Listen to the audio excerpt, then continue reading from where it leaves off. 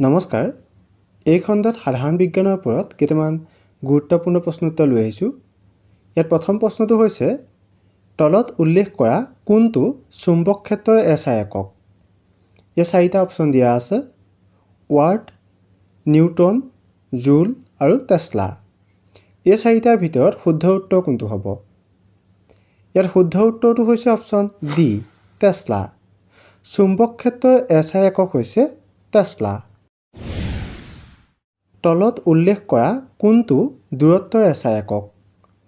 ইয়াত চাৰিটা অপশ্যন দিয়া আছে: জুল, মিটাৰ, ৱাট আৰু নিউটন। এই চাৰিটাৰ ভিতৰত শুদ্ধ উত্তৰ কোনটো হ'ব? ইয়াত শুদ্ধ উত্তৰটো হৈছে অপশ্যন বি, মিটাৰ। দূৰত্বৰ SI একক হৈছে মিটাৰ।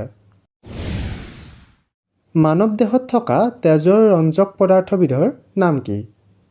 ইয়াতে চাৰিটা অপশ্যন দিয়া আছে: হিমোগ্ল'বিন, পাইৰুভেট, গ্লুক'জ আৰু অপশ্যন ডি দিয়া আছে উল্লেখিত এটাও নহয়। এই চাৰিটাৰ ভিতৰত শুদ্ধ উত্তৰ কোনটো হ'ব? ইয়াত শুদ্ধ উত্তৰটো হৈছে অপশ্যন এ, হিমোগ্ল'বিন। মানৱ দেহত থকা তেজৰ ৰঞ্জক পদাৰ্থবিধৰ নাম হৈছে হিমোগ্ল'বিন। তলত উল্লেখ কৰা কোনবিধ উদ্ভিদৰ হৰম'ন? ইয়াতে চাৰিটা অপশ্যন দিয়া আছে: থাইৰক্সিন, ইনচুলিন, চাইট'কাইনিন আৰু অপশ্যন ডি দিয়া আছে উল্লেখিত এটাও নহয়। এই চাৰিটাৰ ভিতৰত শুদ্ধ উত্তৰ কোনটো হ'ব? ইয়াত শুদ্ধ উত্তৰটো হৈছে অপশ্যন চি, চাইট'কাইনিন। চাইট'কাইনিন হৈছে উদ্ভিদৰ হৰম'ন।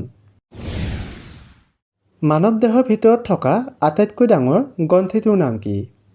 ইয়াতে চাৰিটা অপশ্যন দিয়া আছে: যকৃত, বৃক্ক, বৃহদান্ত্ৰ আৰু ক্ষুদ্ৰান্ত। এই চাৰিটাৰ ভিতৰত শুদ্ধ উত্তৰ কোনটো হ'ব?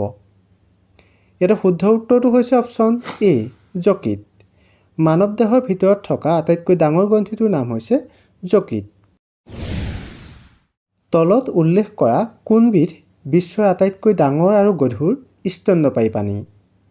ইয়াত চাৰিটা অপশ্যন দিয়া আছে: ডলফিন, নীলাতিমি, চিম্পাঞ্জী আৰু ঐৰাৱত। এই চাৰিটা অপশ্যনৰ ভিতৰত শুদ্ধ উত্তৰ কোনটো হ'ব? ইয়াত শুদ্ধ উত্তৰটো হৈছে অপশ্যন বি, নীলাতিমি।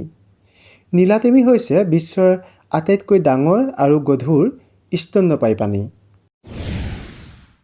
তলত উল্লেখ কৰা কোনটো মহাকাশলৈ যোৱা প্ৰথমটো প্ৰাণী? ইয়াত চাৰিটা অপশ্যন দিয়া আছে: মেকুৰী, কুকুৰ, বান্দৰ আৰু ভাটৌ চৰাই। এই চাৰিটাৰ ভিতৰত শুদ্ধ উত্তৰ কোনটো হ'ব? ইয়াত শুদ্ধ উত্তৰটো হৈছে অপশ্যন বি, কুকুৰ। কুকুৰ হৈছে মহাকাশলৈ যোৱা প্ৰথমটো প্ৰাণী। তলত উল্লেখ কৰা কোনটো সৌৰজগতৰ আটাইতকৈ উত্তপ্ত গ্ৰহ? ইয়াতে চাৰিটা অপশ্যন দিয়া আছে: বুধ গ্ৰহ, বৃহস্পতি গ্ৰহ, মংগল গ্ৰহ আৰু শুক্ৰ গ্ৰহ। এই চাৰিটাৰ ভিতৰত শুদ্ধ উত্তৰ কোনটো হ'ব? ইয়াৰ শুদ্ধ উত্তৰটো হৈছে অপশ্যন ডি, শুক্ৰ গ্ৰহ। শুক্ৰ গ্ৰহ হৈছে সৌৰজগতৰ আটাইতকৈ উত্তপ্ত গ্ৰহ। সুৰা প্ৰস্তুত কৰা অণুজীৱবিধৰ নাম কি? ইয়াত চাৰিটা অপশ্যন দিয়া আছে: ইষ্ট, স্পাইৰোগাইৰা, এৰিথ্ৰোমাইচিন আৰু অপশ্যন ডি দিয়া আছে উল্লেখিত এটাও নহয়। এই চাৰিটাৰ ভিতৰত শুদ্ধ উত্তৰ কোনটো হ'ব? ইয়াত শুদ্ধ উত্তৰটো হৈছে অপশ্যন এ, ইষ্ট। সুৰা প্ৰস্তুত কৰা অণুজীৱবিধৰ নাম হৈছে ইষ্ট। তলত উল্লেখ কৰা কোনটো মহাকাশৰ সেউজীয়া গ্ৰহ?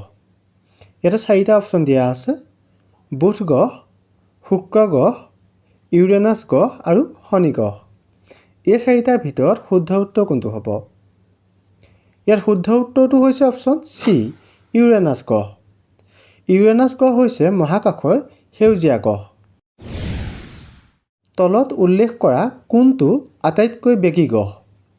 ইয়াত চাৰিটা অপশ্যন দিয়া আছে: ইউৰেনাছ, বুধ, শুক্ৰ আৰু শনি। এই চাৰিটাৰ ভিতৰত শুদ্ধ উত্তৰ কোনটো হ'ব? ইয়াত শুদ্ধ উত্তৰটো হৈছে অপশ্যন বি, বুধ গ্ৰহ। বুধ গ্ৰহ হৈছে আটাইতকৈ বেগী গ্ৰহ। গাখীৰক দৈলৈ ৰূপান্তৰিত কৰা বেক্টেৰিয়াবিধৰ নাম কি? ইয়াত চাৰিটা অপশ্যন দিয়া আছে: অপশ্যন এ দিয়া আছে স্পাইৰোগাইৰা, অপশ্যন বি দিয়া আছে এৰিথ্ৰোমাইচিন, অপশ্যন চি দিয়া আছে লেক্টোবেচিলাছ আৰু অপশ্যন ডি দিয়া আছে উল্লেখিত এটাও নহয়। এই চাৰিটাৰ ভিতৰত শুদ্ধ উত্তৰ কোনটো হ'ব? ইয়াত শুদ্ধ উত্তৰটো হৈছে অপশ্যন চি, লেক্টোবেচিলাছ। লেক্টোবেচিলাছ হৈছে গাখীৰক দৈলৈ ৰূপান্তৰিত কৰা এবিধ বেক্টেৰিয়া। তলত উল্লেখ কৰা কোনগৰাকীয়ে মানৱ শৰীৰত ৰক্ত পৰিবহণ আৱিষ্কাৰ কৰিছিল? ইয়াত চাৰিটা অপশ্যন দিয়া আছে: Edward Jenner, Robert brown, Robert Hooke আৰু অপশ্যন ডি দিয়া আছে উইলিয়াম হাৰ্ভি। এই চাৰিটাৰ ভিতৰত শুদ্ধ উত্তৰ কোনটো হ'ব? ইয়াত শুদ্ধ উত্তৰটো হৈছে অপশ্যন ডি, উইলিয়াম হাৰ্ভি। মানৱ শৰীৰত ৰক্ত পৰিবহণ আৱিষ্কাৰ কৰা আৱিষ্কাৰকগৰাকীৰ নাম হৈছে উইলিয়াম হাৰ্ভি। তলত উল্লেখ কৰা কোনবিধ অণুজীৱৰ ফলত উদ্ভিদত মোজাইক ৰোগ সৃষ্টি হয়? ইয়াত চাৰিটা অপশ্যন দিয়া আছে: ভেঁকুৰ, শেলাই, বেক্টেৰিয়া আৰু ভাইৰাছ। এই চাৰিটাৰ ভিতৰত শুদ্ধ উত্তৰ কোনটো হ'ব? ইয়াত শুদ্ধ উত্তৰটো হৈছে অপশ্যন এ, ভেঁকুৰ। ভেঁকুৰ অণুজীৱৰ ফলত উদ্ভিদত মোজাইক ৰোগ সৃষ্টি হয়। তলত উল্লেখ কৰা কোনগৰাকীয়ে হিলিয়াম গেছ আৱিষ্কাৰ কৰিছিল?